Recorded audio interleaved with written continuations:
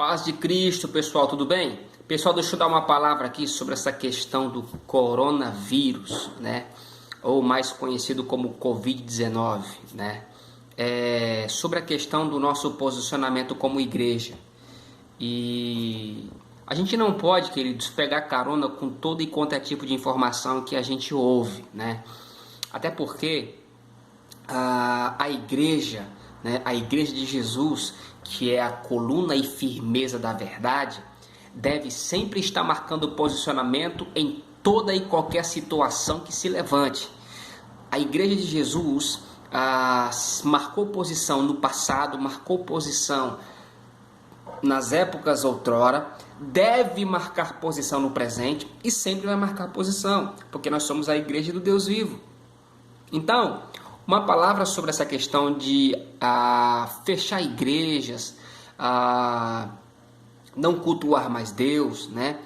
Eu tenho uma opinião sobre isso, eu quero deixar aqui para você que de certa forma me conhece, e uma ou duas pessoas perguntaram para mim sobre qual seria o meu posicionamento, até porque eu já pastorei durante 6 anos, e o que eu faria em situações como essa.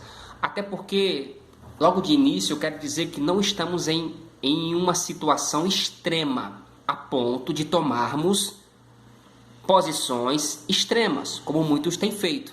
O problema de muitas pessoas já terem fechado as igrejas, fechado as portas e não estarem mais fazendo os cultos, é devido às informações que chegam para essas pessoas, que precisam, os ouvintes, ter ou se certificar de que essas informações são verdadeiras, para aí sim tomar posições e posicionamentos.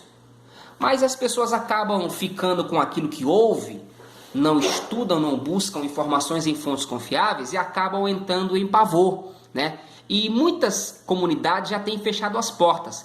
Deixa eu dizer aqui o que eu penso sobre isso. Eu ouvi alguns líderes de grandes igrejas e o posicionamento que alguns têm tomado. E eu achei interessante o posicionamento de 2 comunidades, que eu não preciso citar o nome aqui, ok? 2 igrejas bem conhecidas no Brasil, muito famosas, assim, vamos dizer, no conhecimento, na abrangência, tomaram 2 oposições diferentes, porém, andaram em linha. Que uma tomou a seguinte posição: vamos fazer o seguinte, vamos distribuir os cultos, ok? Um exemplo, onde o culto, a aglomeração de pessoas é maior? De domingo? Ok? De terça? Ok? De quinta? Ok? Vamos fazer o seguinte, vamos classificar, ok? Número de pessoas específicas para cultos. Vamos, se tem 3 cultos na semana, vamos fazer 5 cultos na semana, onde o número de pessoas vão ser reduzidas, porém divididas. E eu achei interessante que essa pessoa, esse líder, né, disse que a igreja ela não pode fechar as suas portas, principalmente em situações como essa. Principalmente, porque deixa eu dizer para você, não é esse o único problema do mundo, que o mundo enfrenta, não é. Esse só é um problema que está sendo transmitido de uma certa forma, de que essa peste é uma peste que pode infectar outras pessoas, que pode gerar ramificações de pessoas doentes que podem levar à morte. Então eles estão tão preocupados com isso porque é algo contagioso, ok? Mas nós precisamos entender o seguinte, não é o único problema. Existem vários problemas, principalmente na área da saúde, e que as precauções são tomadas, porém em uma velocidade um pouco menor do que estão querendo tomar em relação a esse coronavírus ou o Covid-19. Portanto, essa divisão de cultos, essa divisão de pessoas, mesclar as pessoas, tantas pessoas em tal lugar, é uma estratégia boa, mas não fechar as portas da comunidade, da igreja. Irmãos, o único reduto que as pessoas têm, exceto as coisas do mundo aí fora, espiritual, que vão dar um suporte, que vão ajudar, que vão fortalecer, é a igreja. Se a igreja fecha a sua porta, e muitas têm a facilidade da comunicação por via de televisão, por via de internet, por via de rádio. Fica um pouco mais fácil de se ouvir os cultos, mas existem muitas igrejas, e principalmente as igrejas locais, de um poder aquisitivo um pouco menor, que não tem esse meio de comunicação. Como vão ouvir os cultos? Como vão ouvir a palavra? Como vão fortalecer a fé, sendo que a fé ela vem pelo ouvir a palavra de Deus? Aí pode se levantar um extremista e dizer o seguinte: não, mas cadê a sensatez? Cadê o bom senso? Né? Como isso pode? Temos que prevenir, guardar as pessoas, proteger a integridade física das pessoas. É um absurdo não se enquadrar a ponto de não dá para ficar em casa, não dá para ficar... Querido ou querida, a questão não é isso. A questão é o que as pessoas estão ouvindo e já tendo como verdade, sendo que ainda não é.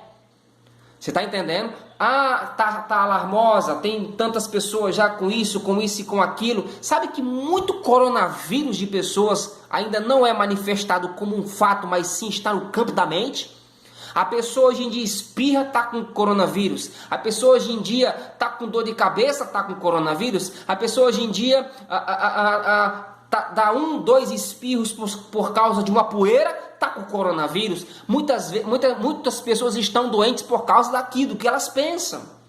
E isso vem através de informações. Isso vem através de informações não consolidadas que as pessoas acatam. Por isso, esse líder também disse que a gente não pode acatar tudo que diz a respeito da desgraça. A gente precisa ficar, sim, né? A gente precisa ficar atento. A gente precisa ser simples como pombas, prudentes como serpentes. Foi o que Jesus ensinou. A gente não pode engolir qualquer coisa. A gente precisa ouvir a informação, se certificar a fonte, ver realmente se é um fato, para se chegar a uma conclusão. Sai engolindo tudo que fala por aí, sai recebendo todo e quanto tipo de informação como verdade, você vai ficar perturbado, a tua mente vai ficar um turbilhão de emoções, o teu processo imunológico vai ficar totalmente vulnerável a essa peste, a essa miséria. Então, se a pessoa tem um resfriado, está com coronavírus, está com gripe, está com coronavírus, está com a garganta inflamada, está com coronavírus. Opa, eu não vou nem me aproximar mais dessa pessoa. Isso muitas vezes é psicológico. Eu sei que a gente não vai negligenciar a situação, que é uma realidade. Ok, aqui ninguém é menino, ninguém é criança. Mas como vamos se posicionar em relação a isso? E a minha palavra aqui é para os crentes. É essa hora que a gente tem que demonstrar quem nós somos. Ok? É nessa hora que a gente precisa dizer o seguinte: querido, eu não estou falando de perfeição aqui. Eu tenho limitações, eu tenho áreas vulneráveis, eu tenho debilidades, ok? Mas existem áreas que eu posso dar, eu tenho autoridade para falar. Ok? Então é essa hora que a gente fala: eu sou crente, nenhum mal vai me suceder, nem praga alguma vai chegar na minha casa, a minha família é protegida, eu vou sim tomar as precauções devidas, eu vou sim cumprimentar de longe, eu não vou ter mais esse contato próximo, ok? A questão do beijo ou do ósculo santo, eu vou me precaver em relação a isso, eu vou tomar precauções sim por causa da minha sensatez, ok? Mas tomar medidas a ponto de não demonstrar a fé, a graça e a palavra, aí eu já não acho legal, ok? E outro dado importante que eu quero dizer para você, sabe?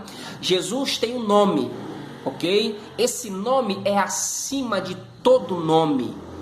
Coronavírus, Covid-19, a praga que for, Jesus está acima. Então nós temos autoridade para dizer que essa praga não vai chegar em grande extensão no Brasil, vai ser exterminada em nome de Jesus. A palavra é mais poderosa do que tudo. Jesus venceu o diabo. Se isso vem de Satanás, se ele colocou essa doença em alguém, essa praga em alguém, sabe, nós temos autoridade para repreender isso e para que isso seja cessado, não só na nação brasileira, mas em todo o mundo, ok? E uma pessoa disse: essa palavra de Apocalipse já está se cumprindo, é o final dos tempos.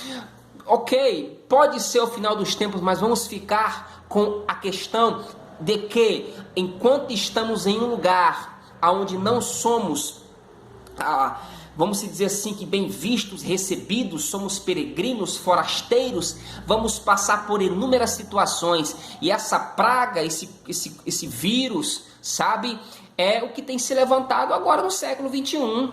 Não é para alarmar todo mundo, não é para ficar todo mundo tenso, com medo, meu Deus, vai pegar. Não, não, não, não, não, não, não. Nós somos diferentes, ok? O mesmo Deus que faz a chuva cair sobre justos, faz sobre injustos, é verdade?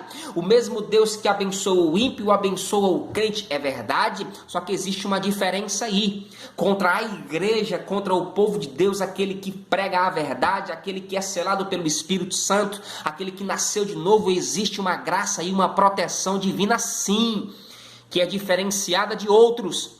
Ok? A Bíblia diz que aqueles que temem a Deus, Deus coloca anjos para guardar e livrá-los de todo mal. Opa, nós somos pessoas tementes a Deus ou não? Nós somos pessoas que acreditamos em Deus ou não? Então é nessa hora que a nossa fé é provada, é forjada. É essa hora que nós somos espremidos para dizermos quem nós somos de fato. E um outro líder diz que a igreja vai estar aberta sim, e a proporção de cultos será diminuído, porém, também vai ser ramificado para que não haja tanto aglomeração de pessoas. E vai ser algo interessante que ele diz que pessoas de uma tal idade vão frequentar os cultos. Pessoas de uma idade X vão frequentar os cultos em tal dia. Pessoas de uma idade tal vão frequentar os cultos em tal dia. Por isso, igreja não se fecha. Igreja fica com as portas abertas. E eu vou dizer uma nota que o Papa disse por esses dias. Ele disse que estava rezando a Deus e posteriormente ele usa o termo orar, que dá a entender que é a mesma coisa, oração e reza. Ele disse que ele orava a Deus para que Deus pudesse dar força aos pastores, estratégia aos pastores, para que os pastores pudessem cuidar das suas ovelhas.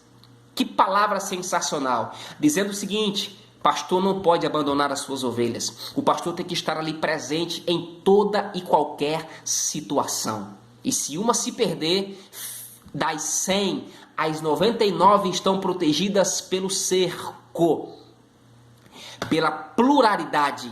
E a que se perdeu, o pastor vai buscá-la. Então fica com essa palavra. O meu posicionamento em relação a isso: eu sou contra fechar ministérios, contra fechar igrejas, porque ali é o reduto onde as pessoas precisam receber palavra de encorajamento, palavra de ânimo, palavra de força. Tudo isso vai cessar, tudo isso vai parar. Nós temos uma arma poderosa que se chama oração, orando pela nação, pelos governantes, orando para que Deus possa se aplacar dessa situação, abençoar a nossa vida, abençoar a nação brasileira, e não só, mas o mundo como um todo. Então, fico com essa palavra, que Deus te abençoe, não se atemorize, não fique tenso, fique em paz. Eu profetizo sobre a sua vida, sobre a sua casa, a proteção divina. Ouça a palavra de Deus, se fortaleça em Deus, porque nada disso vai afetar a nossa caminhada como bons homens, como bons servos de Deus, até a volta de Jesus. Amém? Deus te abençoe.